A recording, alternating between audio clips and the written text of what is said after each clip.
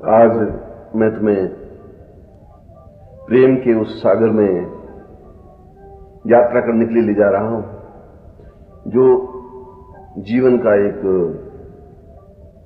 आनंददायक क्षण है। क्योंकि जीवन उबड़ खाबड़, पथरीला, कठोर और दुर्गम यात्रा है। जीवन एक ऐसा उतार चढ़ाव है जहां पर विश्राम करने को क्षण भर भी कोई स्थान नहीं मिल पाता। जीवन एक पेचीदी पगडंडियां हैं जहां पर आदमी चल करके अपने आप को उलझा हुआ ही महसूस करता है। और इसलिए पूरा जीवन यदि हम सही ढंग से देखें तो जीवन में कहीं कोई रस नहीं होता, कोई आनंद नहीं होता, कोई चेतना नहीं होती, कोई एक फुहार नहीं होती। और इसीलिए मैं तुम्हें आज कहता हूं कि मैं तुम्हें आज प्रेम की नाव में यात्रा कराने ले जा रहा हूं। आज मैं तुम्हें प्रेम के सागर में हिचकोले खिलाने ले जा रहा हूं। आज मैं अपने साथ में वहां ले जा रहा हूं जहां प्रेम का एक अनंत ज्ञान है, वहां प्रेम की एक चिंतन है, एक धारा है, एक लहर है, एक तरंग है, एक मस्ती है। क्योंकि जीवन की यात्रा का संपूर्ण रस प्रेम में है।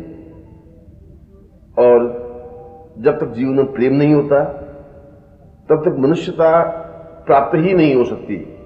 जीवन की यात्रा प्रारंभ ही नहीं हो सकती।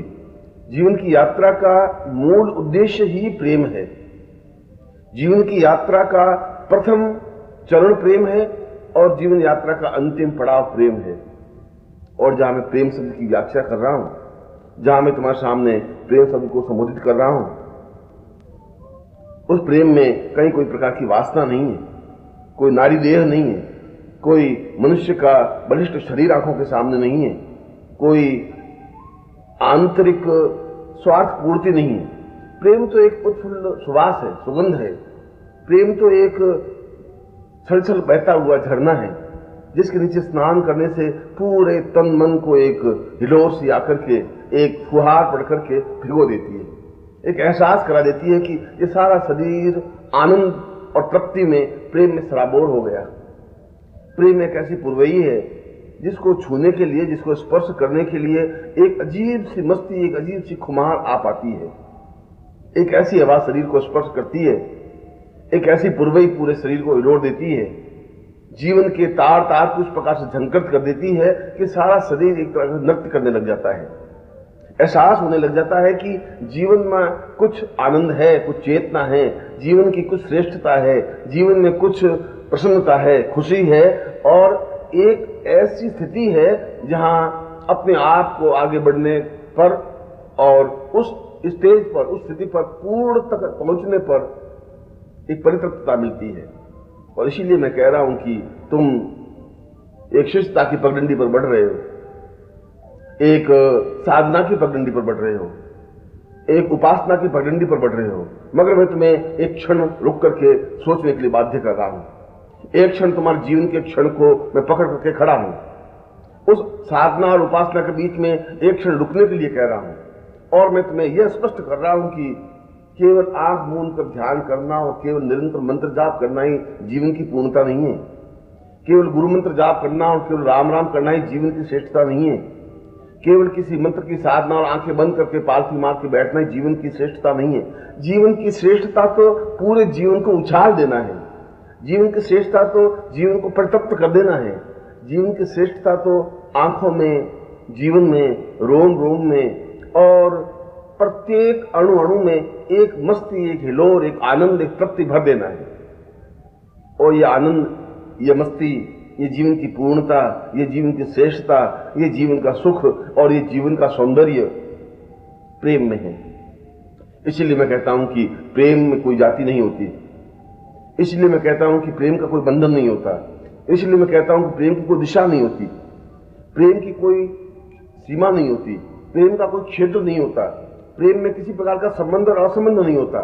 प्रेम तो प्रभु और मनुष्य से हो सकता है, प्रेम तो प्रेमी और प्रेमिका के बीच में हो सकता है, प्रेम तो एक प्राणी और गुलाब के पुष्प के बीच हो सकता है, प्रेम तो हिमालय पहाड़ से हो सकता है, बहते हुए झरने से हो सकता है, कलकल करती हुई नदी से हो सकता है, वन प्रांत से हो सकता है और प्रभु के उस नित्य लीला रूप से हो सकता है। और ये हो सकता है जब तुम्हारे अंदर प्रेम का अंकुर फूटे, जब तुम्हारे अंदर एक चिंगारी सी पैदा हो, जब तुम्हारे अंदर एक विचार पैदा हो, जब तुम्हारे अंदर एक धारणा पैदा हो। रामानंद अपने आप में श्रेष्ठतम योगी थे, अद्वितीय योगी, साधना की उच्चता पर पहुंचे हुए, प्रभु के साक्षात दर्शन किए हुए, प्रभु के सामने आत्मसात करते, उनके सामने बैठते हुए। और एक शिष्य उनके पास पहुंचा, उन्होंने कहा कि मैं साधना करना चाहता हूं, मैं कुछ सिद्धि प्राप्त करना चाहता हूं, मैं सिद्धियों को स्पर्श करना चाहता हूं, मैं अपने सामने तारा या महाकाली को प्रत्यक्ष प्रकट करना चाहता हूं। रामानंद ने पूछा कि तुम प्रेम करना जानते हो? शिष्य बड़ा आश्चर्यचकित हो गया। उसने कहा कि साधना और उपासना से प्रेम का क्या संबंध है? मैं आपके पास साधना सीखने के लिए आया हूं, आप मेरे गुरु हैं, मैंने आपसे दीक्षा ली है, मैं आपका शिष्य हूं, मैं आपके प्राणों से जुड़ा हुआ हूं, मेरे जीवन का अर्थ प्रेम नहीं है, मैं प्रेम को तुच्छ और हेय मानता हूं। मैं तो आपके पास उस ज्ञान, उस चिंतन, उस धारणा को प्राप्त करना चाहता हूं जिसके माध्यम से उस काली के दर्शन कर सकूं, उस भगवती तारा के दर्शन कर सकूं, उस महाविद्याओं को प्राप्त कर सकूं। मैं इसलिए आपके पास आया हूं। मुझे वो रास्ता, वह उपासना, वह साधना, वह चिंतन, वह मंत्र जाप दीजिए, वह उपासना, वह बैठने की क्रिया सिखाइए, मुझे किस प्रकार से साधना करनी है उसका चिंतन दीजिए। रावण ने पूछा कि क्या तुम प्रेम करना जानते हो? शिष्य बड़ा आश्चर्यचकित हो गया। दूसरी बार भी यही प्रश्न। उन्होंने सोचा कि आज गुरु को क्या हो गया है, आज रामानंद जी को हुआ क्या है। उन गुरु के सामने कुछ बोल तो सकता नहीं था, मगर हतप्रभ, आश्चर्यचकित। उन्होंने पूछा कि मैं आपके भाव को समझ नहीं पाया हूं, या शायद आप मेरे अर्थ को समझ नहीं पा रहे हैं। मैं आपका शिष्य हूं, मैं आपके चरणों में बैठा हूं, मैं साधना करना चाहता हूं, मैं सिद्धि को प्राप्त करना चाहता हूं, मैं जीवन की पूर्णता चाहता हूं, मैं अपने सामने इष्ट के साक्षात दर्शन करना चाहता हूं, मैं आपसे वह मंत्र, वह क्रिया, वह गोपनीय चिंतन सीखना चाहता हूं जिसके माध्यम से मैं अपने इष्ट को अपने सामने प्रत्यक्ष प्रकट कर सकूं, मैं उसको देख सकूं, मैं उससे अपने आप को आत्मसात कर सकूं। इसलिए आप मुझे वो मंत्र दीजिए, वो कौन सा मंत्र है, कौन सी साधना विधि है, वो कौन सा अनुष्ठान है। रामानंद एक क्षण फिर उसकी ओर देखे और देखने के बाद फिर पूछा, क्या तुम प्रेम करना जानते हो? वो मनुष्य, वह शिष्य हतप्रभ हो गया, हाथ जोड़कर प्रणिपात कर गुरु के चरणों में लेट गया। उसने कहा, गुरुदेव आप शायद मुझे समझ नहीं पा रहे, हो सकता है मैं आपको समझ नहीं पा रहा। मैं फिर आपसे प्रार्थना करता हूं कि मैं साधना की क्रिया, साधना का ज्ञान, साधना का चिंतन प्राप्त करना चाहता हूं। रामानंद ने कहा, मूर्ख, तुम शिष्य नहीं हो, तुम्हें शिष्यता की पात्रता ही नहीं है, तुम शिष्य बन ही नहीं सकते, तुम्हारे जीवन की पूर्णता, आनंद, तृप्ति आ ही नहीं सकती, तुम इष्ट के साक्षात दर्शन कर ही नहीं सकते। क्योंकि जिसके हृदय में प्रेम का अंकुर नहीं फूटता वो साधना क्या करेगा? जिसके हृदय में प्रेम की नदी नहीं बही वह तैरना क्या जानेगा? जिसके हृदय में प्रेम का सुंदर सुगंधित पुष्प खिला ही नहीं वह उस सुगंध और मस्ती एहसास को अनुभव ही क्या करेगा? तुम साधना नहीं कर सकते, तुम साधना में सिद्धि प्राप्त नहीं कर सकते। साधना में सिद्धि प्राप्त करने के लिए, साधना करने के लिए तुम्हें पहले अपने हृदय को जागृत करना होगा, उस प्रेम का अंकुर फूटना पड़ेगा, उसको एहसास करना पड़ेगा कि तुम्हारे जीवन को, चिंतन को, विचार को धारणा है। और इसीलिए मैं कहता हूं कि आज मैं तुम्हें ध्यान और धारणा की तरफ नहीं ले जा रहा हूं, इसलिए मैं कह रहा हूं कि आज तुम्हें मंत्र और खुद अनुष्ठान नहीं दे रहा हूं, इसलिए मैं कह रहा हूं कि मैं तुम्हें उस नाव में यात्रा करा रहा हूं, उस सागर में हिचकोले खाने की क्रिया सिखा रहा हूं जहां अथाह आनंद की परिपूर्णता है, जहां श्रेष्ठता है, जहां मस्ती है, जहां सुख है, और जिसका प्रारंभ मनुष्य जीवन से है, तो जिसका आनंद इष्ट के साक्षात्कार से है। और इसीलिए अनुष्ठान के द्वारा जहां इष्ट से साक्षात्कार हो सकता है वहां प्रेम के द्वारा भी इष्ट से साक्षात्कार हो सकता है, क्योंकि यह रास्ता सरल है, यह रास्ता आनंदप्रद है, यह रास्ता मधुरता का, श्रेष्ठता का है, यह रास्ता जीवन की प्रफुल्लता का है। और सबसे बड़ी बात यह कि प्रेम के माध्यम से जीवन का अणु, जीवन का कण कण, जीवन की चेतना, जीवन का रोम रोम और जीवन की प्रत्येक प्रफुल्लता में एक एहसास आ जाता है, एक सुगंध आ जाती है, एक सुवास आ जाती है, एक मस्ती आ जाती है, एक तरंग आ जाती है। और जिस क्षण शिष्य के जीवन में तरंग आती है, जिस क्षण जीवन में एक आनंद की हिलोर आती है तो निरंतर अग्रसर होता है, क्योंकि लहर रुकती नहीं। दूसरा, पत्थर, लकड़ी और कोई भी चीज एक जगह स्थिर हो सकती है, रुक सकती है, लहर नहीं रुक सकती। लहर तो निरंतर गतिशील है, लहर में निरंतर उत्साह है, लहर में निरंतर उत्साह है, लहर निरंतर आगे बढ़ने की क्रिया है, लहर किनारा प्राप्त करने की एक सहज स्वाभाविक वृत्ति है। और इसीलिए मैं तुम्हें उस लहर बनाना चाहता हूं। इसलिए अगर मैं महासमुद्र हूं तो मैं तुम्हें उस महासमुद्र की एक लहर बनाना चाहता हूं, तिनका नहीं बनाना चाहता, उस स्थिर ढोंका बनाना नहीं चाहता, उस समुद्र में पड़ी हुई चट्टान बनाना नहीं चाहता। मैं चाहता हूं तुम लहर बनकर के आगे बढ़ सको। मैं चाहता हूं कि निरंतर किनारे की ओर अग्रसर हो सको। मैं चाहता हूं कि तुम उस समुद्र में यात्रा कर सको जहां समुद्र में एक अथाह प्रेम है, एक आनंद है, एक परितृप्ति है। और इसीलिए मैं आज तुम्हें उस प्रेम की ओर अग्रसर कर रहा हूं। जीवन में सब कुछ प्राप्त हो सकता है, ज्ञान, चेतना, सुख, सौभाग्य, आनंद, मस्ती और अन्य प्रकार की भौतिक सुविधाएं, मगर यह सब कुछ होने के बावजूद भी यह जरूरी नहीं है कि प्रेम प्राप्त हो ही। और मेरे सारे प्रवचन का सारभूत तथ्य मैं तुम्हें पहले भी स्पष्ट कर चुका हूं और कर रहा हूं कि वासना और प्रेम में बहुत बहुत अधिक अंतर है। वासना देह का सुख है, वासना घृणित और घटिया काम है जिससे कि केवल हम अपने जैसा एक अन्य प्राणी पैदा कर सकते हैं इस संसार में दुख पाने के लिए, परेशान होने के लिए, एक जूझने के लिए। मगर प्रेम किसी प्रकार की याचना नहीं करता, प्रेम किसी प्रकार की चाहना नहीं रखता, प्रेम किसी प्रकार से प्राप्त करने की भावना नहीं रखता। प्रेम का तात्पर्य देना और सब कुछ देने की क्रिया। प्रेम चाहता है कि मैं सब कुछ प्रदान कर दूं, दे दूं, अपने आप को उत्सर्ग कर दूं, न्योछावर कर दूं। यह न्योछावर करने की क्रिया प्रेम है। यह अपने आप को फना कर देने की क्रिया प्रेम है। यह जीवन को उत्सर्ग कर देने की क्रिया प्रेम है। और इसीलिए मैं कहता हूं कि प्रेम, और अगर सही शब्दों में कहा जाए तो प्रेम स्त्री कर सकती है, पुरुष कर ही नहीं सकता। क्योंकि प्रेम के लिए चाहिए हृदय, और वह हृदय पक्ष स्त्री का पूर्ण रूप से जागृत होता है, पुरुष का मस्तिष्क पूर्ण रूप से जागृत होता है। पुरुष जब प्रेम करता है तो वह गणित करता है, हिसाब लगाता है, वह चिंतन करता है, वह विचार करता है, वह देखता है कि यह करने से क्या होगा, कितना होगा, किस प्रकार से होगा। स्त्री ऐसा नहीं कर सकती। स्त्री टुकड़ों टुकड़ों में प्यार नहीं कर सकती, वह कुछ क्षण सोचती नहीं। स्त्री तो अपने आप को पूर्ण रूप से फना कर सकती है, अपने आप को पूर्णता की ओर परितृप्त कर सकती है। इसलिए संसार में मीरा ही बन सकी, कोई पुरुष मीरा नहीं बन सका, शूर चाहते हुए मीरा नहीं बन सके। बुद्ध अगर पूरी तरफ से प्रयत्न करते तभी मीरा नहीं बन सकते थे, महावीर प्रयत्न करने पर भी मीरा नहीं बन सकते थे। क्योंकि मीरा बनने के लिए एक नारी हृदय चाहिए, एक हृदय का सुवास चाहिए, एक हृदय की सुगंध चाहिए, और वह हृदय की सुगंध स्त्री के पास होती है, वह हृदय की पूर्णता स्त्री के पास होती है। पुरुष उस प्रेम को प्राप्त करने के लिए स्त्री का रूप धारण करता है, मगर उसकी स्त्री का हृदय प्राप्त नहीं कर पाता। इसलिए प्रेम के समुद्र में कूदने के लिए सोचने की जरूरत नहीं होती, पुरुष प्रेम कर सकता है। इस महासमुद्र की यात्रा में जब मैं तुम्हें लहर बनने की बात कह रहा हूं तो तुम भी उस लहरों में हिचकोले खा सकते हो, तुम भी बह सकते हो, मगर उस समय तुम अपने विचारों को, चिंतन को, भावनाओं को, धारणाओं को एक किनारे रख करके आना पड़ेगा। तब तुम्हारा तर्क और गणित उस किनारे पर रख करके तुम इस लहरों में कूद सकोगे। जब तुम अपना चिंतन, तुम्हारा विचार एक तो रख करके आ सकोगे, जब तुम पूरी तरह से अपने आप को उसमें डुबो सकोगे, कूद सकोगे, छलांग लगा सकोगे, तब तुम प्यार कर सकोगे, तब तुम प्रेम की परिभाषा समझ सकोगे, तब सुगंध का एहसास कर सकोगे, तब तुम्हें एक चिंतन, एक धारणा, एक विचार बनेगी कि ये जीवन का एक आनंद है। तब उस समुद्र में तुम तैर सकोगे, उस समुद्र में आगे बढ़ सकोगे, और उस समुद्र का एक किनारा जहां जन्म है, वहां उस समुद्र का अंतिम किनारा मोक्ष है, गुरु से आत्म साक्षात्कार है, इष्ट में अपने आप को लीन होने की क्रिया है।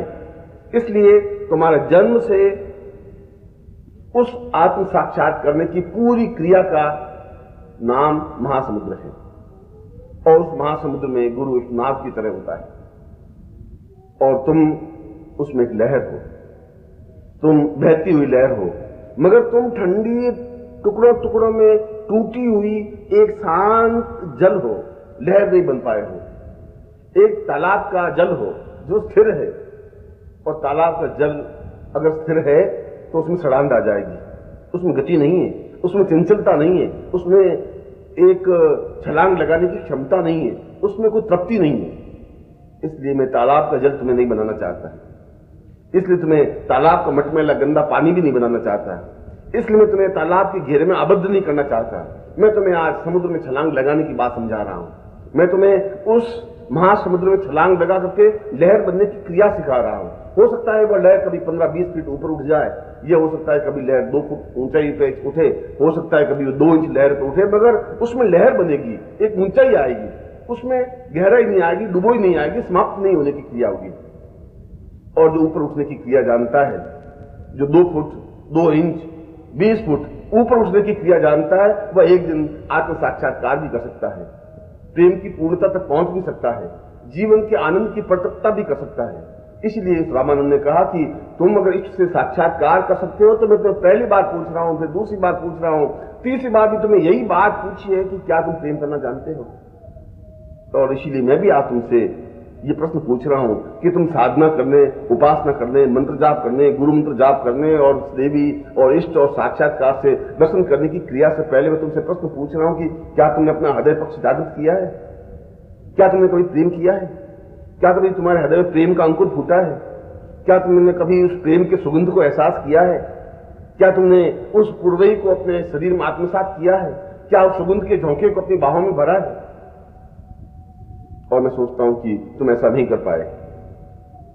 तुम ऐसा इसलिए नहीं कर पाए कि तुम्हें इस बात का चिंतन, तुम्हें इस प्रकार का ज्ञान ही नहीं मिला, क्योंकि इस पूरे समाज ने मनुष्य को श्रेणी गली व्यवस्था की ओर धकेल दिया है, प्रेम को घृणित और गंदा शब्द दे दिया है। प्रेम का तात्पर्य है विषय वासना, प्रेम का तात्पर्य है पतन की ओर जाने की क्रिया, प्रेम का तात्पर्य है क्षुद्रता, प्रेम का तात्पर्य है वह सब कुछ कार्य जो छुप करके किया जाना चाहिए, प्रेम का तात्पर्य है असभ्यता, असामाजिकता, असांस्कृतिकता। और यह पंडितों का चिंतन मनुष्य जाति के लिए विनाश का कारण बन गया। उसका बुद्धि पक्ष तो जागृत हो गया, उसका विचार पक्ष तो जागृत हो गया, उसका मस्तिष्क तो विकसित हो गया, मगर हृदय पक्ष बुझ गया। हृदय की चेतना बुझ गई, हृदय की चिंगारी बुझ गई, हृदय की जो एक परिपूर्णता थी, हृदय की प्रफुल्लता थी, हृदय के पुष्प का एक सुवास थी, वह समाप्त हो गई। और जब तक वह सुवास जीवन में नहीं है, जब तक जीवन में वह सुगंध नहीं है, जब तक जीवन की परिपूर्णता नहीं है, तब तक जीवन कुछ प्राप्त हो ही नहीं सकता। क्योंकि उस समय तुम एक सूखे हुए ठूंठ की तरह हो। सूखे हुए ठूंठ में हरी पत्तियां नहीं लग सकती, सूखे हुए ठूंठ में एक नई नई कॉम्प्लें पैदा नहीं हो सकती, सूखे हुए ठूंठ में पुरवई नहीं बह सकती, सूखे हुए ठूंठ में चेतना जागृत नहीं हो सकती, सूखे हुए ठूंठ में कुछ भी धड़कन, कोई चेतना व्याप्त हो ही नहीं सकती। और तुम्हारे समाज ने तुम्हें सूखा ठूंठ बना दिया है, जिसका केवल मात्र कार्य खड़े होना है, और तुम खड़े होने के लिए नहीं हो। इसलिए मैं आज तक की सड़ी गली सभ्यता पर पहली बार चोट कर रहा हूं। आज तक जो पंडितों, मुल्लों और मौलवियों ने कहा है उस पर प्रहार कर रहा हूं। आज तक जो सभ्यता और तुम्हारी संस्कृति ने तुम्हें सिखाया है उस पर चोट कर रहा हूं।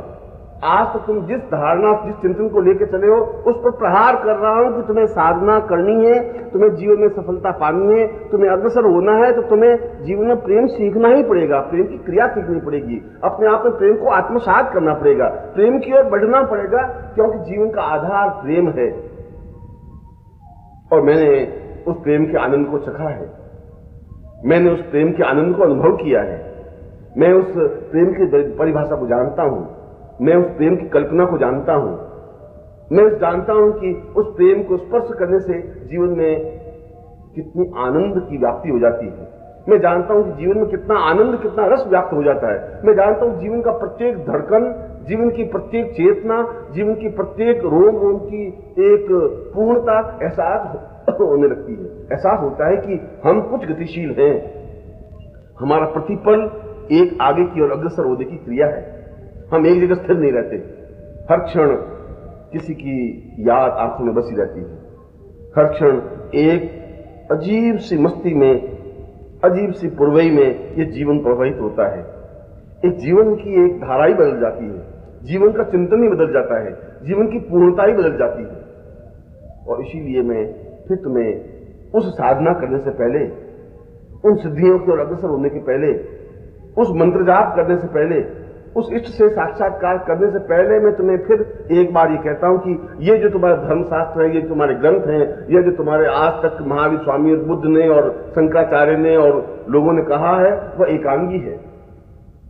क्योंकि वे एकांगी रहे, समाज ने उनको एकांगी बनने पर मजबूर कर दिया। उन्होंने जीवन के उस दूसरे पक्ष को चखा नहीं, दूसरे पक्ष को देखा नहीं, दूसरे पक्ष के आनंद की अनुभव नहीं किया। क्योंकि जीवन में जब तक रस नहीं है, अगर एक पेड़ की जड़ों में रस नहीं है तो उस पेड़ में हरी भरी कॉम्फले आ ही नहीं सकती, उस पेड़ में सुंदर पुष्प विकसित नहीं हो सकते, उस पेड़ के माध्यम से सुगंध प्रवहित नहीं हो सकती, उस पेड़ में एक छायादार फल सुख सौभाग्य देने की क्रिया नहीं बनती, क्योंकि उसकी जड़ें सूख गई हैं, उस जड़ों में कोई प्रकार का रस नहीं है। और मनुष्य जाति में भी प्रेम अपने आप में उसकी जड़ है। उस जड़ में जब तक चेतना व्याप्त नहीं होगी, जब तक उसमें रस प्रवहित नहीं होगा, जब तक उसमें आनंद की पूर्णता और परिकल्पना नहीं होगी, तब तक जीवन में आनंद, श्रेष्ठता और दिव्यता प्राप्त हो ही नहीं सकती। और इसीलिए मैं पहली बार एक गुरु के रूप में भी तुम्हें एक नए दिशा दृष्टि दे रहा हूं। इसलिए नई दृष्टि, नए चिंतन, नई विचार धारणा दे रहा हूं कि मैं तुम्हारे साथ हूं, तो इस समुद्र में मेरे साथ यात्रा करो।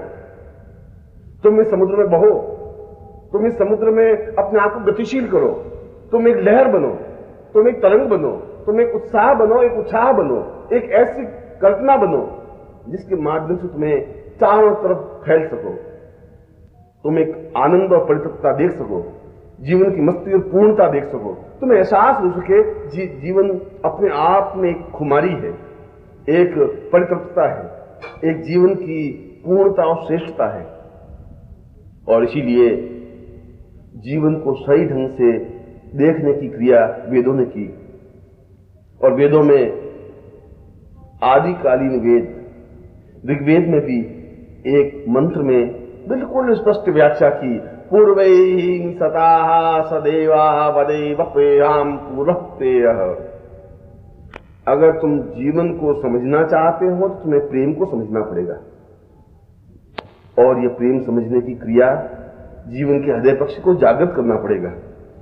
वह ऋग्वेद कह रहा है, वो हमारे ऋषि कह रहे हैं, वो हमारे प्राचीन पूर्वज कह रहे हैं, वो ये कह रहे हैं कि तुम्हें जीवन अगर समझना है, अगर जीवन की पूर्णता को एहसास करना है तो तुम्हें प्रेम समझना पड़ेगा। तुम जीवन समझने की ओर कोशिश कर रहे हो, तुम जीवन को पूर्णता की ओर बढ़ने की कोशिश कर रहे हो, तुम पहाड़ की मार करके ध्यान लगाने की कोशिश कर रहे हो, तुम समाधि लगाने की कोशिश कर रहे हो, तुम बुद्ध बनने की कोशिश कर रहे हो, महावीर स्वामी बनने की कोशिश कर रहे हो, शंकराचार्य बनने की कोशिश कर रहे हो। इस कोशिश में तुम पूर्णता प्राप्त नहीं कर सकते, इसमें तुम सफलता प्राप्त नहीं कर सकते, क्योंकि वेद कह रहा है, हमारे शास्त्र कह रहे हैं कि वह जीवन तुम्हें समझना है तो तुम्हें अंदर प्रेम को जागृत करना पड़ेगा, उस प्रेम को एहसास करना पड़ेगा, एक हृदय के पक्ष को जागृत करना पड़ेगा, एक लहर बननी पड़ेगी, उस समुद्र में अपने आप को बिछना पड़ेगा, आगे बढ़ना पड़ेगा, जीवन की कल्पना लेनी पड़ेगी, आंखों में खुमारी लेनी पड़ेगी, आगे बढ़ने की वृत्ति पैदा करनी पड़ेगी। और इसीलिए पहली बात तुम्हें उस महासमुद्र की यात्रा में, तुम्हारे पूरे जीवन की यात्रा में एक आनंददायक पथ की ओर अग्रसर कर रहा, उबड़ खाबड़ बीहड़ों की तरफ नहीं, कंटीले रास्तों की तरफ नहीं, छोटी और घटिया पगडंडियों की तरफ नहीं, एक राजमार्ग की ओर अग्रसर कर रहा हूं। और इस राजमार्ग की ओर अग्रसर करने के लिए मैं तुम्हारे साथ हूं, इसलिए कि मैं इस राजमार्ग पर चला हूं वासना रहित, स्वार्थ रहित, किसी प्रकार की इच्छा रहित, शुद्ध हृदय से, शुद्ध मन से, प्रेम से और जीवन के चिंतन से प्रेम करने की क्रिया मैंने की है, सीखी है, एहसास किया, और मेरे रोम रोम में, मेरे कण कण में यदि कुछ है तो वह प्रेम है। और इसीलिए बुद्ध अपने आप में पूर्ण पुरुष नहीं बन सके, महावीर को अपने आप में षोडश कला पूर्ण नहीं कहा गया, राम को भी षोडश कला पूर्ण नहीं कहा गया। 16 कला पूर्ण का तात्पर्य पूर्ण पुरुष होना, और वह पूर्ण पुरुष न शंकराचार्य बन सके, वह पूर्ण पुरुष की जो कल्पना हमारे वेदों में शास्त्रों में की है वह भगवान बुद्ध नहीं बन सके, महावीर स्वामी नहीं बन सके, वह राम नहीं बन सके, वह पूर्ण पुरुष तो कृष्ण बन सके। और इसलिए कृष्ण को 16 कला पूर्ण कहा गया। इसलिए कि कृष्ण में खिलखिलाहट है, एक माधुर्य है, जीवन का रस है, आगे बढ़ने की क्रिया है, और सबसे बड़ी बात कि वह प्रेम करने की कला जानता है, वह प्रेम करता है, प्रेम प्राप्त करता है। और सारे पिछले 10,000 वर्षों के इतिहास को टटोल करके देखें तो एक कृष्ण ही एक ऐसा दिखाई देता है जो पूरी तरह से खिलखिलाहट के साथ खड़ा होता है, पूरी तरह से मुस्कुराहट के साथ आगे बढ़ता है, पूरी तरह से प्रेम करने की क्रिया जानता है, पूरी तरह से प्रेम को अपने आप में आप्लावित करने की क्रिया जानता है। और इसीलिए उन लोगों ने, उन ऋषियों ने, उन योगियों ने राम को पूर्ण पुरुष नहीं कह करके कृष्ण को पूर्ण पुरुष माना। राम को मर्यादा तो कहा, राम को मर्यादा पुरुषोत्तम की भी संज्ञा दी, मगर वे राम गंभीर हैं, उन गंभीरता की चादर ओढ़ रखी है, मर्यादा की चादर ओढ़ रखी है। महावीर भी अपने इस पथ पर पूर्णता तक पहुंचे तो सही, मगर केवल त्याग के रास्ते से, उनके पास त्याग के अलावा और कोई दूसरा रास्ता था ही नहीं। इसलिए महावीर एक क्षण के लिए भी जिंदगी मुस्कुराए नहीं, मुस्कुराता उनका चेहरा है ही नहीं, क्योंकि उनके जीवन में रस ही नहीं है। अगर उनके जीवन का रस उनके चेहरे पर प्रतिबिंबित नहीं हुआ, उनमें चेतना है, त्याग की पूर्णता है, इतने त्याग की पूर्णता कि उन्होंने अपने वस्त्र को भी व्यर्थ का समझ करके छोड़ दिया, नग्न होकर के भी अपने आप में पूर्ण बन सके। उन्होंने जो चेतना, जो ज्ञान, जो पूर्णता दी, वो अपने आप में अद्भुत है, अनिर्वचनीय है, अद्वितीय है। उनका एक रास्ता है, मगर रास्ता एकांगी। बुद्ध ने समाधि के माध्यम से पूर्णता प्राप्त करने की कोशिश की, उन्होंने ध्यान के माध्यम से पूर्णता प्राप्त करने की कोशिश की।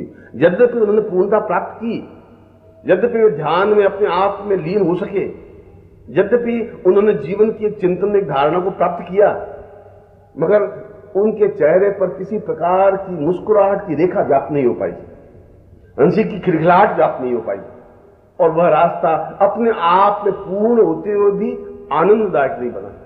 इसलिए पूर्ण, षोडश कला पूर्ण उनको भी नहीं माना गया।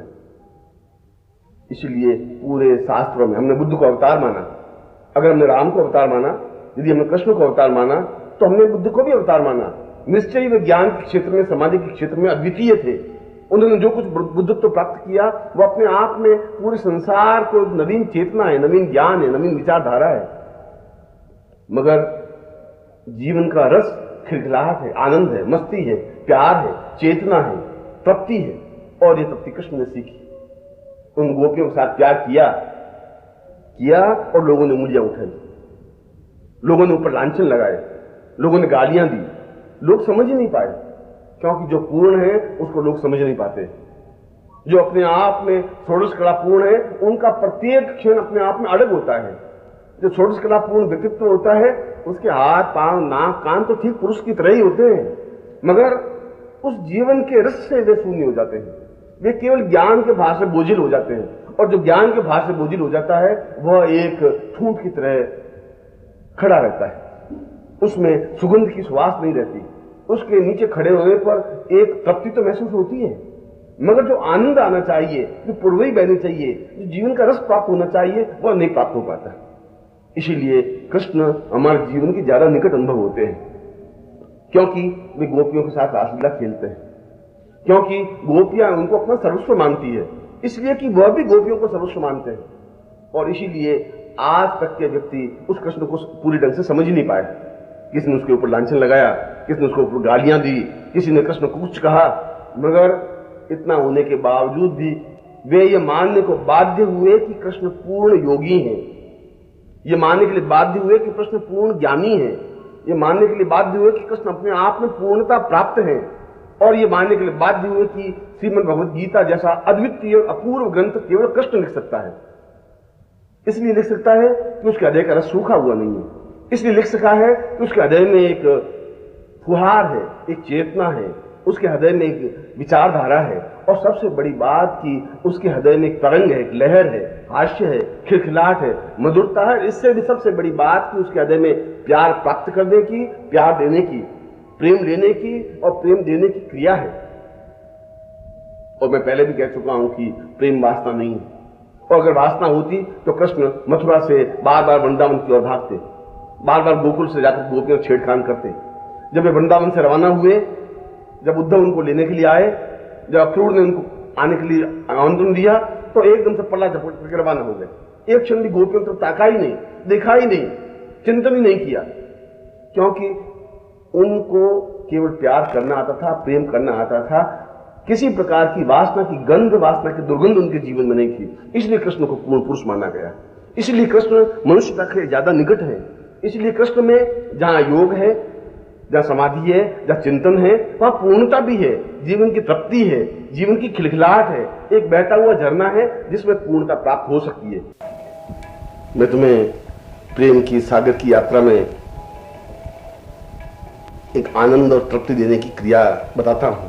इसलिए मैं कहता हूं कि प्रेम एक तलवार है, तलवार की धार है, जहां पर चलने से एक लहूलुहान हो जाते हैं पैर। ये इतना सरल और आसान रास्ता नहीं है। यह पगडंडी ऐसी नहीं है जिसके नीचे पुष्प बिछे हुए हों, फूल खिले हुए हों, क्योंकि प्रेम करना बहुत अधिक कठिन है।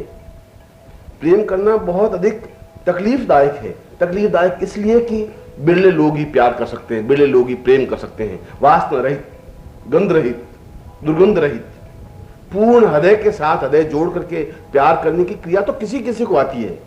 मीरा को आई है। उस मीरा में कहीं वासना नहीं थी। आज इतने वर्ष बीतने के बाद भी कोई उस पर उंगली उठा के लांछन नहीं लगा सकता कि मीरा वासना युक्त है। उस स्त्री पर किसी प्रकार के आक्षेप नहीं किया जा सकता।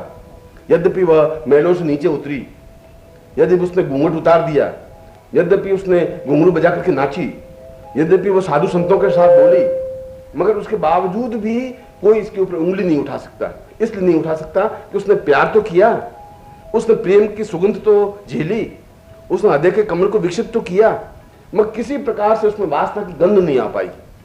और मैं तुम्हें उसी प्रेम की ओर अग्रसर कर रहा हूं, क्योंकि अगर वह प्रेम जीवन में नहीं है, अगर तुम्हारे हृदय में सुगंध विकसित नहीं हुई है, अगर तुम्हारे हृदय में प्रेम का पुष्प विकसित नहीं हुआ है, तो जीवन में साधना भी नहीं हो सकती, वह ठूंठ बन के रह जाएगी। तुम्हारा सारा जीवन बेस्वाद हो जाएगा, बेजान हो जाएगा। और इसका मतलब यह नहीं है कि तुम किसी लड़की से प्यार करने लग जाओ। इसका मतलब यह नहीं कि तुम अपनी पत्नी को छोड़ के किसी और में अनुरक्त हो जाओ। मैं कहता हूं कि यह प्यार तुम्हें गुरु के साथ भी उसी प्रकार से करना है जिस प्रकार से प्रेम होता है। गुरु में भी अपने आप में लीन कर देना है, गुरु में भी अपने आप में पूर्णता की ओर झलक देख दे लेना है। गुरु अपने आप में एक प्रेम का प्रतीक है। तुम शिष्य हो तो गुरु में अपने आप लीन करने की क्रिया जानो, अपने आप में उसमें डुबो दो, उसके प्रेम में, उसके समुद्र में, उसकी चिंतन में, उसकी विचारधारा में। ऐसा एहसास हो कि उसके बिना जिंदगी कुछ व्यर्थ है, बेकार है, बेजान है। और ऐसी शिष्यता जब तुम्हें प्राप्त हो सकेगी, तब तुम्हें जीवन में पूर्णता और आनंद की प्रतप्तता आ सकेगी। इसलिए मैं उस प्रकार का गुरु बनना नहीं चाहता कि मैं तुम्हें ठूंठ बना दूं। मैं उस प्रकार का भी गुरु नहीं बनना चाहता कि मैं तुम्हें बेजान और बेस्वाद बना दूं। मैं इस प्रकार का भी गुरु नहीं बनना चाहता कि मैं तुम्हें बियाबान जंग में भटकने के लिए खड़ा कर दूं। और मैं ऐसा भी तुम्हें शिष्य नहीं बनाना चाहता कि तुम उस तपते हुए रेगिस्तान में आंख मूंद करके समाधि की ओर अग्रसर हो जाओ। मैं तुम्हें खिलखिलाता हुआ शिष्य बनाना चाहता हूं। मैं तुम्हें मुस्कुराता हुआ जीवन बनाना चाहता हूं। मैं तुम्हें आगे बढ़ने की क्रिया सिखाना चाहता हूं। मैं तुम्हारे पूरे जीवन को आनंद और रस से भर देना चाहता हूं, क्योंकि उस प्रत्येक आनंद रस का आनंद मैंने चखा है। मैंने अपने इष्ट से प्यार किया है, मैंने अपने गुरु से प्यार किया है, मैंने उस ईश्वर से प्यार किया है, और मैंने उस प्यार के आनंद को अनुभव किया है कि प्यार एक ऐसी चीज है जहां लोगों की अफवाहें, लोगों की विचारधाराएं, लोगों का चिंतन और लोग अपने आप में कुछ नहीं होते। क्योंकि तन्हाई में भी अस्तों को सहलाए नहीं जाते, लहूलुहान कदमों को भी बहकाए नहीं जाते। मोहब्बत में जमाना छील देकर जिस्म को फिर भी जिगर के जख्म चौराहे पे दिखलाए नहीं जाते। ये जिगर के जख्म हैं, क्योंकि लोग तो तुम पर उंगलियां उठाएंगे, लोग तो तुम्हें कई बातें कहेंगे, मगर वे जख्म तुम्हें अपने सीने पे झेलने पड़ेंगे। और ये जख्म मीरा ने झेले हैं, ये जख्म उन साधकों ने झेले हैं जिन्होंने प्यार किया है। कबीर ने पत्थर झेले हैं, ईसा मसीह ने पत्थरों से अपने शरीर को लहूलुहान किया है, क्योंकि उन्होंने प्रेम की परिभाषा सीखी है। तुम पहले ही व्यक्ति नहीं हो जो प्रेम करने वाले हो, तुम पहले ही व्यक्ति नहीं हो जिन्होंने प्रेम की परिभाषा सीखी है। जो भी इष्ट के पास पहुंचे हैं, जिन्होंने इष्ट से साक्षात्कार किया है, उन्होंने प्रेम की पहली ABCD सीखी है, प्रेम की पहली परिभाषा सीखी है, प्रेम का पहला पाठ पढ़ा है, प्रेम का पहला चिंतन पढ़ा है। और इसीलिए मैं तुम्हें उस बेजान बेस्वाद जीवन की अपेक्षा उस आनंददायक रस की ओर अग्रसर कर रहा हूं। और मीरा कहती है कि आंखड़लियां झाई पड़ी, पंथ निहारी निहारी, जिबड़ली छाला पड़िया, राम पुकारी पुकारी। मैं तो हर क्षण हर विचार, मेरी आंखें पथरा गई हैं उस रास्ते को देखने के लिए। मैं हर क्षण देख रही हूं कि कभी भी किसी समय कष्ट आ सकते हैं, किसी भी समय, किसी भी क्षण। एक क्षण के लिए भी वो पलक झपकना नहीं चाहती। हो सकता है पलक झपके और वो आकर के चला जाए और जीवन भर रह जाए। और कितना सुंदर कहा है कि अंखें की कर कोठरी, पुतली पलंग बिछाए। मैं तो उस प्रिय को बुलाने के लिए पागल हूं। मैं चाहती हूं कि उसमें लीन हो जाऊं, और मैं कहां बिठाऊं? सबसे अनमोल स्थान तो मेरी आंख है। सबसे जीवन का एक श्रेष्ठतम स्थान तो मेरी आंख है। इसलिए मैं आंखों की कोठरी बना करके, अंखें की कर कोठरी, और उसमें अपने प्रिय को बिठाने के लिए पुतली रूपी पलंग बिछाना चाहती हूं। पुतली पलंग बिछाए। और फिर मुझे चिंता यह है कि ऐसा नहीं हो कि दूसरे की नजर लग जाए। पलकन की चिक डाली के मैं उसके ऊपर चिक डालना चाहती हूँ और प्रिय को लिया रिंझाए। मैं उसको रिंझा लेना चाहती हूँ अपने श्रृंगार से, अपने हास्य से, अपने विनोद से, अपने रस से, अपनी पूर्णता से, क्योंकि मैं उसमें पूर्ण रूप से एकाकार हो जाना चाहती हूँ। मैं पूर्ण रूप से अपने आप को उसमें मिटा देना चाहती हूँ, फना हो जाना चाहती हूँ, जीवन को अपने आप में पूर्णता दे देना चाहती हूँ। यह जीवन का एक रस है, यह जीवन का आनंद है। और जब मीरा ऐसा कहती है, जब मीरा ये बात कहती है, तो उसके पीछे उसकी भावभूमि है, उसकी बोधता है, उसकी गम्यता है, उसकी श्रेष्ठता है। वह ध्यान नहीं जानती, वह उपासना भी नहीं जानती, वह जीवन का चिंतन भी नहीं जानती, उसको कर्मकांड का ज्ञान नहीं है, उसको मंत्र की कोई विधि ज्ञात नहीं है, उसने किसी अनुष्ठान के माध्यम से पूर्णता प्राप्त नहीं की। मगर आज तक भी मीरा जीवित है, हमसे भी ज्यादा अच्छी तरह से, क्योंकि मीरा के अधरों पर गुनगुनाहट है, मीरों के अधरों पर एक खुशी है, एक छलकता हुआ जाम है, जीवन की एक श्रेष्ठता है, जीवन का एक चिंतन है। इसलिए कि उसने जीना सीखा है, और हमने जीना सीखा नहीं है, जीने को ढोना सीखा है। हम जिंदगी को ढो रहे हैं। जो जिंदगी में प्यार नहीं कर सकते, जो जिंदगी में प्रेम का रस चखा नहीं है, जो अपने प्रेमी के लिए बलिदान नहीं हुआ, जो अपने आप को मिटाया नहीं, वह जीवन को जाना भी नहीं, जीवन का आनंद लिया भी नहीं। और प्रेम मजनू और लैला का तो सैकड़ों सैकड़ों लोगों की जुबान पर रहा, क्योंकि उसके आंखों में केवल लैला बसी हुई थी। यह अलग बात थी कि लैला का रंग कैसा था, यह भी अलग बात थी कि वह ठिकनी थी कि मोटी थी। यह एक दूसरी बात थी कि वह काली थी, कलूटी थी, क्योंकि एक स्त्री के सौंदर्य की तरफ देखें तब तो वह एक काली सी लड़की थी, दुबली पतली सी, जिसकी आंख भंगी सी थी। मगर मजनू के लिए तो सब कुछ थी, ईश्वर थी, खुदा थी, पैगंबर थी, उसके लिए जीवन का सर्वस्व थी, जीवन का सार थी, क्योंकि उसने प्रेम का आनंद चखा था। उसने उसके रूप और रस को नहीं देखा। प्रेम करने वाले शरीर को नहीं देखते, प्रेम करने वाले कपड़ों को भी नहीं देखते, प्रेम करने वाले जीवन की पूर्णता श्रेष्ठता को नहीं देखते। प्रेम तो हृदय से किया जाता है, जहां अपने आप को उस समुद्र में डूब जाने की क्रिया करने जानता है। और जब उस गांव का राजा ने मजनू को बुलाया, उसने अपने महल की सुंदरतम 12 दासियों को खड़ा कर दिया, एक से एक सुंदर, एक से एक बढ़कर, एक से एक रूप और यौवन से भरपूर लदी हुई। और मजनू को कहा कि तेरी वजह से पूरे शहर में बहुत बदनामी हो रही है, तेरे कपड़े फट गए हैं, जगह जगह पत्थरों से तेरा शरीर छिल गया है, लोगों ने पत्थर फेंके हैं, लोगों ने तुम पर जुल्म किए हैं, तुम लैला लैला चिल्ला रहे हो और इससे बहुत बदनामी हो रही है। और अगर ऐसा ही है तो ये दासियां 10-12 दासियां खड़ी है, इसमें से तू किसी को भी चुन ले, किसी के साथ शादी कर ले, मैं शादी कर लेता हूं तेरी इसके साथ। मजनू ने एक क्षण के लिए उन सबको उठा करके देखा, एक एक दासी की आंखों को देखा और फिर राजा को देखा और हंस पड़ा। राजा ने कहा क्या बात है, क्यों हंस रहे हो? तो उसने कहा कि इसमें लैला कौन है? ये तो लैला नहीं है, ये तो मिट्टी की एक ढेर है।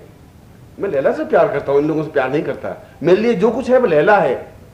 राजा ने कहा कि फिर लैला में क्या विशेषता है, वो लैला है क्या ऐसी?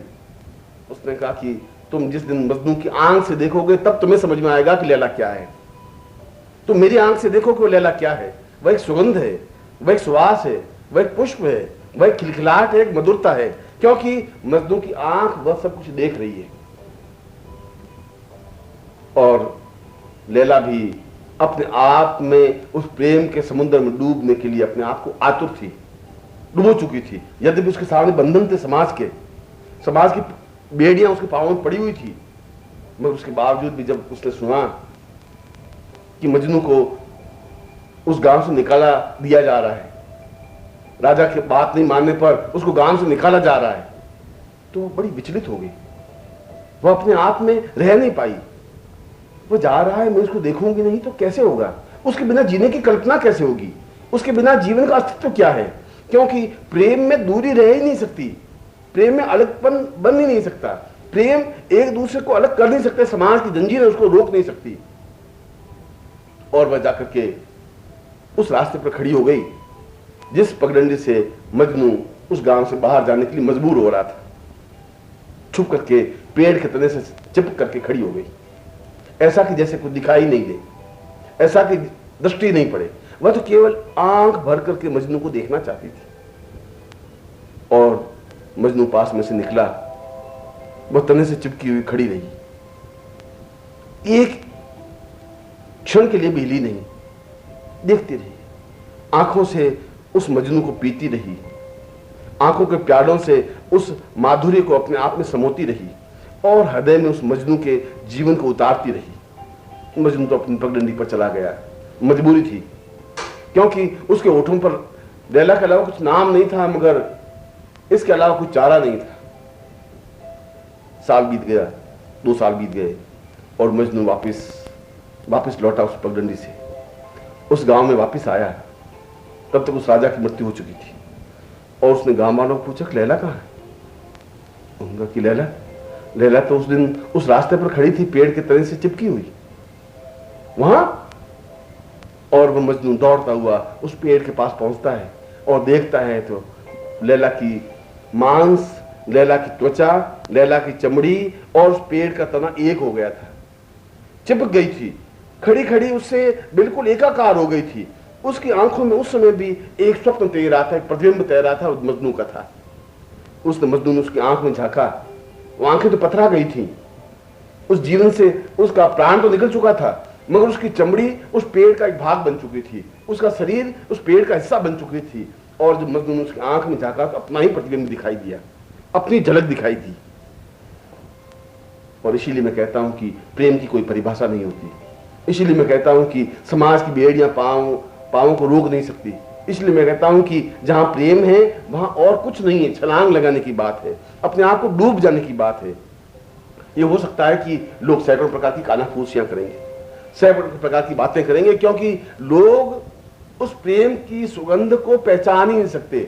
लोगों ने वासनाएं देखी हैं, लोगों ने नारी शरीर को देखा है, लोगों ने उस नारी शरीर के उस अंगों को देखा है और उन अंगों के माध्यम से अपनी वासनाओं को दबाया है। सूर ने उस नारी शरीर को देखा और अपने गीतों में वासना को ढाला। दूसरे संतों ने, योगियों ने उस नारी शरीर को वासना में उस भक्ति के माध्यम से ढाला, क्योंकि वासना तो किसी न किसी रूप में निकलेगी ही, वासना तो किसी न किसी माध्यम से प्रकट होगी ही, मगर प्रेम के कोई शब्द नहीं होता, प्रेम की कोई परिभाषा नहीं होती, प्रेम का कोई अक्षर नहीं होता, प्रेम की कोई चिंतन नहीं होता। प्रेम तो एक एहसास है, एक मस्ती है, अपने आप को पूर्णता देने की क्रिया है, अपने आप को परितृप्त होने की एक भावना है। और यह परितृप्तता पूर्णता है, यह परितृप्तता साधना है, यह परितृप्तता श्रेष्ठता है, यह परितृप्तता शिष्यता है, यह परितृप्तता ही गुरुता है। इसलिए गुरु और शिष्य का प्रेम भी ठीक उसी प्रकार का है जिस प्रकार नदी और समुद्र का है। गुरु शिष्य का प्रेम भी ठीक उसी प्रकार का है जिस प्रकार हवा और सुगंध का प्रेम है। गुरु शिष्य का प्रेम भी ठीक उसी प्रकार का है जिस प्रकार का उस धरती और उस वर्षा की फुहार का है, क्योंकि बिना फुहार के उस धरती की कोई कल्पना नहीं है और उस फुहार के पर्दे पर धरती अपने आप में सुगंधित हो उठती है, महक उठती है, वह अपने आप में एक परितृप्त हो उठती है, एक सुगंध का एहसास होने लगता है। और जब शिष्य उस गुरु की फुहार को प्राप्त करता है तो उसके शरीर से सुगंध सी प्रवहित होने लग जाती है, उसका शरीर अपने आप में नाचने लग जाता है, थिरकने लग जाता है, उछाल भरने लग जाता है, उत्साह से परिपूर्ण हो जाता है, ठीक उसी प्रकार से जैसे हवा बहती है। और इसीलिए मैं कहता हूं कि मैं सुगंध का झोंका हूं और मैं तुम्हें अपने सीने से लगाने के लिए आतुर हूं, अपने आप लीन करने के लिए आतुर हूं। अपने तन मन में प्राणों में बसाने के लिए आतुर हूं, मगर इससे भी ज्यादा जरूरी है कि मैं तुम्हारे शरीर में तुम्हारे प्राणों में अपने आप को भर लूं। और इसके लिए तुम्हें अपने हृदय पक्ष को खोलना पड़ेगा, जागृत करना पड़ेगा, उस वासनाओं से हटना पड़ेगा। तुम्हारे जीवन में न पति है, न पुत्र है, न बंधु है, न बांधव है, न संबंधी है, न रिश्तेदार है, न और कुछ नहीं है। क्योंकि ये सब शारीरिक संबंध है। जिस समय तुम्हारे शरीर पे झुर्रियां पड़ने लग जाएंगी, जिस समय तुम्हारे शरीर पे दाग बनने लग जाएंगे, जिस समय तुम्हारे केस सफेद होने लग जाएंगे, तब ये पीठ मोड़ देंगे, तब दूर हट जाएंगे। उस समय तुम दर्पण में जब अपना चेहरा देखोगी तो बहुत भयानक चेहरा दिखेगा, अपने आप में झुंझलाहट होगी। झुंझलाहट इसलिए होगी, चेहरा सख्त इसलिए होगा कि तुमने प्रेम करना सीखा ही नहीं, तुमने प्रेम किया ही नहीं, तुमने प्यार की परिभाषा सीखी ही नहीं, तुमने अपने आप को एहसास ही नहीं किया, तुमने अपने आप को समझा ही नहीं, क्योंकि तुम्हारे हृदय में प्रेम का अंकुरण फूटा नहीं।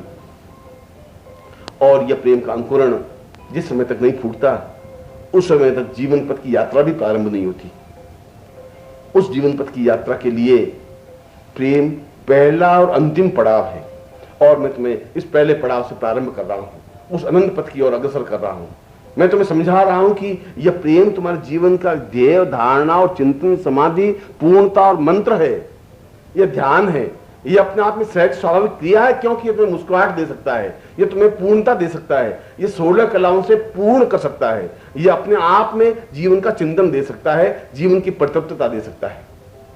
और इसीलिए मैं एक नवीन व्याख्या तुम्हारे सामने प्रस्तुत कर रहा हूं, और फिर मैं तुम्हें यह बात और स्पष्ट कर देना चाहता हूं कि यह रास्ता इतना सरल नहीं है। संसार का सबसे कठिन रास्ता प्रेम का रास्ता है, क्योंकि यह प्रेम को पंथ विकाल विराट, तलवार की धार पे धावनो है। ये प्रेम का पंथ तो इतना कठिन है कि जिस प्रकार से तलवार की धार पे चलने से जो कुछ पैर लहूलुहान हो जाते हैं, वैसा रास्ता है।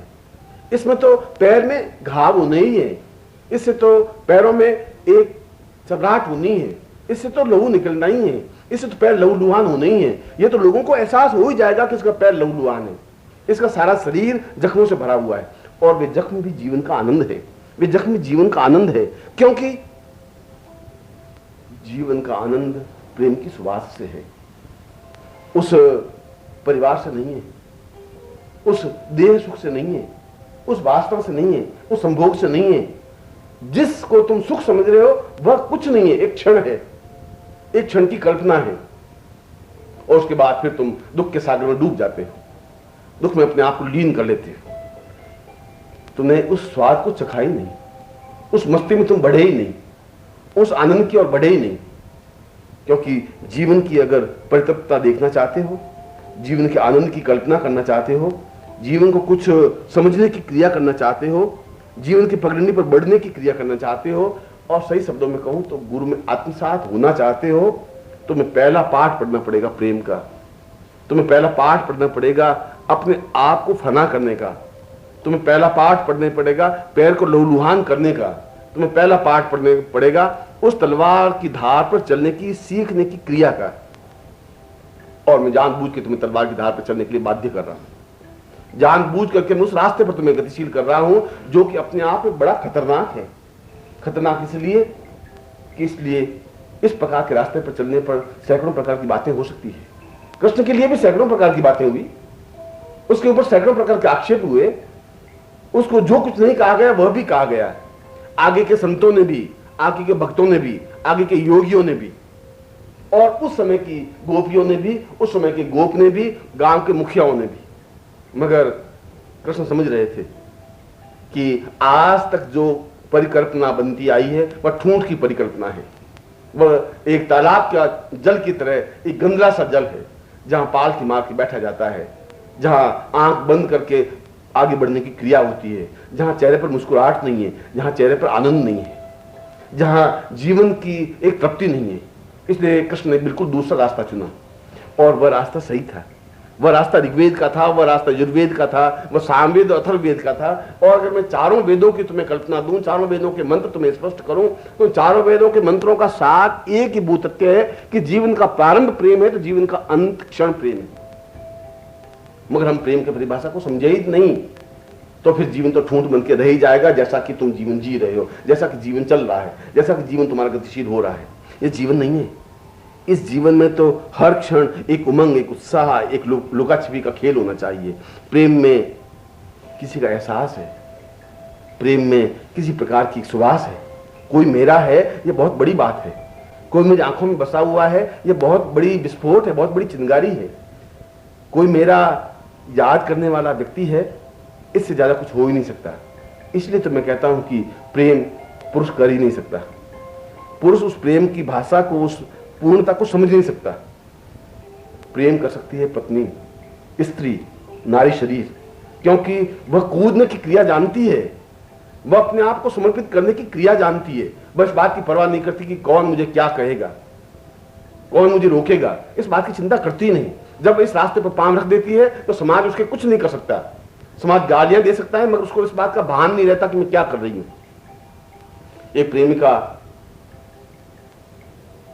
अपने रास्ते पर जा रही थी, उसके प्रेमी ने उसको कहा था कि ठीक 12 बजे अमुक स्थान पर मैं तुम्हें मिलूंगा, और 12 बजने में केवल 3 मिनट बाकी थे। घर वाले बंधन, मां बाप की नजरें उस पर, मगर प्रेमी की आंख में तो केवल प्रेमी बसा हुआ था। उसके आंख में दूसरी कोई बात, चिंतन, कोई तर्क, कोई तथ्य, कोई चिंतन, विचार, धारणा थी ही नहीं। यह नहीं था कि कोई मुझे देख रहा है, कह रहा है, रोक रहा है, क्योंकि उसकी तो एक लक्ष्य, एक वेद प्रेमी था। उससे मिलना है, उससे बात करना है, उससे अपने आप को समा देना है। और वह उस रास्ते पर आंख बचाकर, घर वालों की आंख बचा करके तेजी से बहती हुई चली जा रही थी, चलती हुई चली जा रही थी।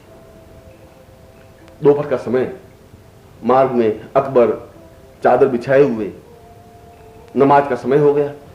अकबर ने कहा कि यहीं पर नमाज पढ़ लें। वो 5 बार नमाज पढ़ता था। उसने घुटने टेक करके अपने अल्लाह को स्मरण करना शुरू किया कि तभी उस चादर पर पांव रखती हुई प्रेमिका बहुत तेजी के साथ बह गई, बढ़ गई। अकबर को बहुत गुस्सा आया। उसने कहा, कितनी मूर्ख बेहया लड़की है, यह स्त्री है। इसको ये मालूम नहीं कि मैं खुदा की इबादत कर रहा हूं, इसको ये मालूम नहीं चादर बिछी हुई है, इसको ये मालूम नहीं कि ये इस हिंदुस्तान का राजा यहां पर बैठा हुआ नमाज कर रहा है। एक क्षण के लिए बेचैन हो गया, मगर 2 मिनट बीते, 3 मिनट बीते, 5 मिनट बीते, और प्रेमिका वापस आती हुई दिखाई दी। अब उसकी चाल में तेजी नहीं थी, अब उसकी चाल में दौड़ने की क्रिया नहीं थी। अब वह एक मंत्र गति, एक मंत्र नदी की तरफ बह रही थी, बहुत धीरे धीरे, आनंद से गुनगुनाती हुई, मस्त होती हुई। और ज्यों ही उस चादर के पास आई तो चादर को छोड़ करके ज्यों ही निकलने लगी, अकबर ने हाथ पकड़ लिया। उसने कहा, तुम मूर्ख स्त्री हो, तुम्हें शर्म नहीं आती कि मैं खुदा की इबादत कर रहा था, चादर बिछी हुई थी, मैं अल्लाह को स्मरण कर रहा था, और तुम उस चादर पर पांव रखती हुई चली गई। प्रेमिका ने हंस करके कहा, तो मैंने तो तुम्हें देखा ही नहीं, न मैं तुम्हारी चादर देखी। तुम बैठे हुए थे इस रास्ते पर, मुझे तो कुछ एहसास नहीं, क्योंकि मेरी आंखों में तो प्रेमी बसा हुआ था, मेरा लक्ष्य तो प्रेमी था। मगर अगर तुम खुदा को याद कर रहे थे, खुदा की इबादत में लगे हुए थे, तुम्हारा ध्यान खुदा में लगा हुआ था, तो फिर तुम्हें कैसे मालूम पड़ा कि मैं यहां से निकली हूं और मेरे पांव चादर पे पड़े हैं और मैं चादर के ऊपर से होती हुई निकली हूं? तुम तो मेरी तरफ देख रहे थे, तुम्हारा ध्यान तो मेरी तरफ था, खुदा की तरफ तुम्हारा ध्यान नहीं था। मगर मेरा ध्यान तो अपने प्रेमी की तरफ था, इसलिए मुझे तुम दिखाई दिए नहीं, मुझे तुम्हारी चादर भी दिखाई नहीं दी, मुझे तुम्हारा रास्ता भी दिखाई नहीं दिया। मुझे तो एक उत्कंठा, एक इच्छा, एक आकांक्षा, एक भावना थी कि मुझे बिल्कुल ठीक समय पर अपने प्रेमी के साथ मिल जाना है, उसमें प्रतप्त हो जाना है, लीन हो जाना है। और यही क्रिया, यह भावना, यह लक्ष्य प्रेम का होता है, प्यार का होता है। उसमें वासना नहीं होती, वह खुदा की इबादत होती है, वह खुदा की पूजा होती है, उसको साधना कहते हैं, उसको इष्ट का साक्षात्कार कहते हैं, क्योंकि वह बहुत तेजी के साथ चल करके उस प्रेमी से, उस परमात्मा से, ईश्वर से लीन हो जाने की क्रिया जानती है और लीन हो जाती है। उसमें उसके सामने कोई चादर नहीं होती, उसके सामने कोई राजा नहीं होता, घर का कोई बंधन नहीं होता, कोई बेड़िया नहीं होती। और इसीलिए मैं कहता हूं कि प्रेम तो स्त्री कर सकती है। जिस समय उस पुरुष के हृदय में स्त्री की भावना जागृत होती है, जिस समय पुरुष का हृदय स्त्री के रूप में विकसित होता है, क्योंकि मनुष्य का पूरा शरीर बुद्धि से ओतप्रोत है, बुद्धि के माध्यम से चलता है, बुद्धि के माध्यम से गतिशील होता है, और स्त्री का पूरा शरीर हृदय पक्ष से जागृत होता है, हृदय के माध्यम से चलता है, हृदय के माध्यम से देखने की क्रिया करता है। और इसलिए पुरुष अगर प्यार भी करता है तो टुकड़ों टुकड़ों में गणित करके, हिसाब करता हुआ, स्त्री ऐसा नहीं कर सकती। स्त्री तो हृदय ही है, वह तो एक तरह से डूब जाना चाहती है, वो एक बार की डूब जाती है, एक बार की समाप्त हो जाती है, फना हो जाती है, अपने आप को समर्पित कर देती है। और इसीलिए जिन संतों ने, जिन योगियों ने, जिन विचारकों ने, जिन चिंतकों ने उस इष्ट से साक्षात्कार किया है, प्रभु से साक्षात्कार किया है, तो एक बात को स्पष्ट कहा है कि मैं तो राम की बहुरिया, मैं राम की पत्नी बन करके ही उस प्रभु से प्राप्त हो सकती हूं। कबीर ने अपने आप को राम की बहुरिया कहा, उस सूर ने कहा कि मैं तो राम की पत्नी हूं, उस मीरा ने कहा कि मेरे तो गिरधर गोपाल, दूसरों ने कोई, उस वेदों ने कहा कि अहम ताम प्रभुतैव पूर्वः, मैं तो एक नारी हूं जो कि ईश्वर रूपी पुरुष से एकाकार होना चाहती हूं। इन सबने अपने आप को स्त्री कहा, नारी कहा, इसलिए कहा कि नारी में हृदय पक्ष पूर्ण रूप से जागृत होता है, तो शरीर वैसा का वैसा पुरुष का रहता है, मर्दान की वही रहती है, वही वीरता रहती है, वही ओज रहता है, वही जोश रहता है, मगर वह बुद्धि पक्ष लोप हो जाता है, वह तर्क समाप्त हो जाता है। जहां तर्क होता है वहां प्रेम नहीं हो सकता, जहां बुद्धि होती है वहां प्रेम नहीं किया जा सकता। प्रेम करने के लिए बुद्धि और तर्क को एक किनारे रख देना पड़ता है। इसलिए मैंने कहा कि जब तुम मेरी इस यात्रा में, इस समुद्र में मेरे साथ गतिशील हो, तब तुम तर्क और बुद्धि को उस किनारे पर रख करके मेरे साथ चलना, तुम धारणा और ध्यान को सब रख करके चलना, तब तुम शरीर को ठूंठता और अपने आप को सूर्य को सूखे हुए छुआरी की तरह एक तरफ रख करके चलना। क्योंकि जब तुम मेरे साथ बहो तब अपने आप उन्मुक्त भाव से बहो, अपने आप में पूर्णता के साथ बहो, अपने आप में जीवन का आनंद लेते हुए बहो, क्योंकि मैं उस महासमुद्र की यात्रा में प्रत्येक क्षण तुम्हारे साथ हूं। इसलिए साथ हूं मैं तुम्हें लहर बनाना चाहता हूं, इसलिए साथ हूं मैं तुम्हें लहर बनने की क्रिया सिखाना चाहता हूं, इसलिए साथ हूं कि मैं इस पूरे समुद्र की यात्रा कराना चाहता हूं, और मैं तुम्हारे इसलिए साथ हूं मैं तुम्हें दिखाना चाहता हूं कि इस समुद्र को भी आनंद के साथ पार किया जा सकता है, इस समुद्र में भी मस्ती ली जा सकती है। इस संसार रूपी समुद्र में भी जहां मगरमच्छ हैं, जहां वेल मछलियां हैं, जहां भंवर हैं, जहां समस्याएं हैं, जहां गहराई है, जहां दुख है, जहां वेदना है, जहां अंधड़ है, जहां तूफान है, उस समुद्र में तुम लहर की तरह आगे बढ़ सकते हो, मस्ती के साथ, गुनगुनाते हुए, छलछलाते हुए, बहते हुए। इसलिए तो मैं कह रहा हूं तुम लहर बन जाओ, इसलिए तो मैं कहता हूं कि तुम एक सुगंध रूपी हवा झोंका बन जाओ, इसलिए मैं कहता हूं तुम नदी बन जाओ। क्योंकि प्रेम की कल्पना, प्रेम की भावना नदी जानती है। वह नदी उस गंगोत्री से रवाना होती है जहां उबड़ खाबड़ रास्ता है, जहां पथरीले ढोंके हैं, जहां पर पत्थर के बड़े बड़े चट्टाने हैं, मगर उस नदी को इस बात का एहसास नहीं है। नदी इस बात को जानती नहीं कि ये पत्थर है या पहाड़ है या चट्टान है या तूफान है या नदी है, कुछ नहीं है। वह तो नदी आगे की ओर गतिशील है, निरंतर गतिशील है, और वह उसका लक्ष्य, उसके चिंतन, उसकी धारणा एक ही है कि मुझे समुद्र में जाके विलीन हो जाना है, विसर्जित हो जाना है, और तेजी के साथ बहती हुई अपने प्रेमी से मिलने के लिए दौड़ती हुई उस समुद्र में जाकर के अपने आप को समा देती है, डुबो देती है और पूर्ण आनंद में लीन हो जाती है। और जिस समय तुम पूर्ण लीन होना चाहो, जिस समय तुम इष्ट से साक्षात्कार करना चाहो, जिस समय तुम प्रभु को प्राप्त करना चाहो, जब तुम गुरु में एकाकार होना चाहो, जब तुम साधना और सिद्धियों को पूर्णता प्राप्त करना चाहो, उसमें तुम लहर बनकर के मेरे साथ बहो, उसमें तुम प्रेम की परिभाषा सीखो।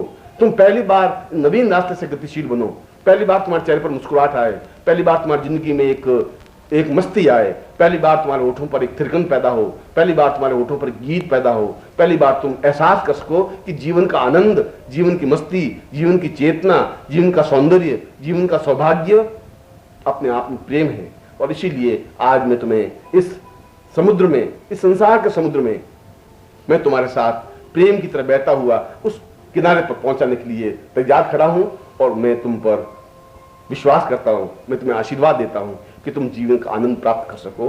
मैं एक बार तुम्हें पुनः आशीर्वाद दे रहा हूं।